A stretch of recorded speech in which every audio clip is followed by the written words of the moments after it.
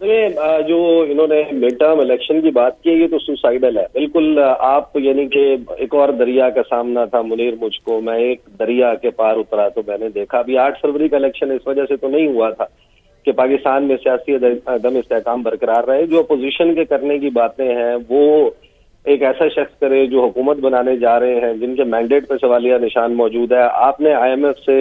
رجوع کرنا ہے، آپ نے دوسرا جائزہ مکمل کر کے آخری 1.1 ارب ڈالر کی قسط لینی ہے اور پھر فریش پروگرام کی طرف جانا ہے. اور ایسی حکومت جو ویک کولیشن گورنمنٹ فارم ہو رہی ہے، یہ ریالٹی ہے، سب کو معلوم ہے کہ ایک دھاگے کے اوپر کھڑی ہوئی ہے حکومت ہے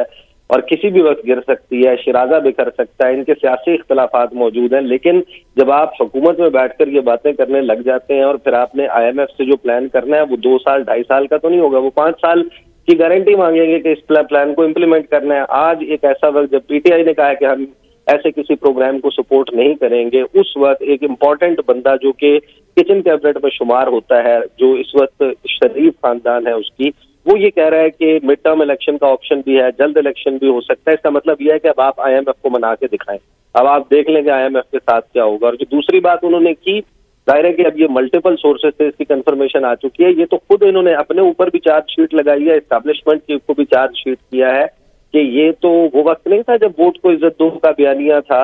اور یہ پس پردہ کس طریقے سے ملاقاتیں ہو رہی تھی، اس کی کیا جسٹیفیکیشن موجود ہے. اب یہ ظاہر ہے کہ یہ دوبارہ سے انہوں نے تصدیق کر دیا. مولانا فضل الرحمان نے جو کہا تھا، بہت سارے لوگ ایسے جو کہ اس تمام معاملے کو سے پریوی ہیں یا جنہوں نے یہ دعویٰ کیا کہ ان کی سابق army chief general Qamar Javed Bajwa سے ان کی ریٹائرمنٹ کے بعد ملاقات ہوئی، انہوں نے بھی لگ بھگ یہی گفتگو کی ہے کہ ایک ملاقات ہوئی تھی، ایک میس میں ملاقات ہوئی تھی اور اس ملاقات کے دوران بلاول بھٹو زرداری جو ہے وہ کھڑے ہو گئے تھے اور انہوں نے کہا تھا کہ ہم ہر صورت میں اس کو اپنی تحریک عدم اعتماد جو ہے اس کے اوپر لے کر آئیں گے لے رہے تھے. تو یہ ایک مرتبہ پھر اس کی انڈورسمنٹ ہے اور اس کا فال آؤٹ جو ہے وہ اگین اسی جماعت کے اوپر جا رہا ہے جس کا بیانیہ کچھ اور ہے. ان کو خود نہیں پتا انہوں نے عوام میں کیا کہنا ہے، ان کا اصل میں گفتگو کیا ہے. بہرحال دونوں بیان نون لیگ کے لیے بھی، آنے والی حکومت کے لیے بھی سوسائڈل ہیں آپ سمجھتے ہیں. اچھا علی نا، یہ بتائیے گا، ظاہر ہے خواجہ آصف صاحب کا یہ بیان ظاہر ہے یہ انکشاف بھی ہے ایک لحاظ سے، لیکن اس پہ کہ تحریک عدم اعتماد سے بچنے کے لیے اس وقت کی جو فوجی قیادت تھی، ملٹری قیادت تھی، ان کی جانب سے یہ آفر دی گئی تھی کہ انتخابات کی طرف اس وقت کی حکومت جانا چاہتی ہے.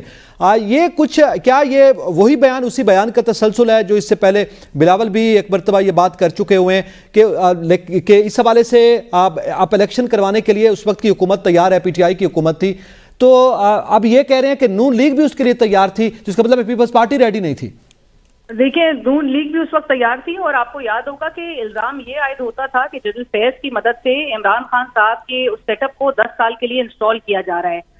ابھی آج ہمیں خواجہ آصف صاحب یہ بتا رہے ہیں یا ان سے ہمیں یہ پتا چل رہا ہے کہ جنرل فیض صاحب جو ہیں وہ تو 2019 سے ہی صاحب کا اسٹیبلشمنٹ جو ہے وہ اپوزیشن سے رابطے میں تھی. یہ بھی آن ریکارڈ ہے یہ بات کہ خواجہ آصف صاحب پہلے بھی یہ بات اسٹیٹمنٹ دے چکے ہیں کہ 2019 میں یہ آفر کی گئی تھی کہ آپ ہم سے پہلے پنجاب لے لیں جون میں اور اس کے بعد 2019 کے آخر میں ہم سیکٹر بھی آپ ہم سے لے لیں. سو لہٰذا خواجہ آصف صاحب نے آج اس حوالے سے بھی مزید انکشاف یہ کیا ہے کہ ایک میٹنگ جو ہے وہ کسی شخص کے گھر پہ کال کی گئی تھی اور اس میٹنگ میں سابقہ ڈی جی آئی ایس آئی 2019 کی یہ بات ہے، سابقہ D G I S I general Faiz Hameed اور ایک تیسرے شخص کا بھی انہوں نے حوالہ دیا. انہوں نے نام نہیں لیا لیکن انہوں نے کہا میں موجود تھا، ایک تیسرا شخص موجود تھا اور کرسی پہ بیٹھے تھے سابق ڈی جی آئی ایس آئی اور ان کی موجودگی میں کہتے ہیں کہ مجھے کلیئر انسٹرکشن تھی کہ آپ نے بارگین نہیں کرنا ہے، لیکن میری جماعت کی جانب سے مجھے کہا گیا تھا کہ کوئی ہم نے اگری نہیں کرنا ہے کسی بھی بات پہ. سو ایک الیکشنز کے لیے یا پش کیا جا رہا تھا کہ آپ ابھی راضی ہو یا رضامندی دے تو ہم آپ کو پہلے پنجاب ہینڈ اوور کر دیں گے اور اس کے بعد ہم آپ کو سینٹر جو ہے وہ بھی ہینڈ اوور کر دیا جائے گا. سو صرف 2022 کے ہی یہ انکشافات سامنے نہیں آ رہے. ایک ہم نے سابقہ اسٹیبلشمنٹ کا ایک رول کے حوالے سے پہلے بھی یہ بات کہی گئی اور آج بھی خواجہ آصف صاحب نے اس پہ مزید بھی جو انکشاف کیا ہے اور انہوں نے کہا ہے کہ کس طرح سے ایک رول پلے کیا گیا تھا سابقہ اسٹیبلشمنٹ کی جانب سے 2019 سے اور کس طرح سے اس وقت کی اپوزیشن سے رابطے میں تھے. اور اس بات کو مولانا صاحب نے گزشتہ ہفتے یہ انکشاف کیا جس کو آج خواجہ آصف صاحب نے انڈورس کر دیا ہے اور آپ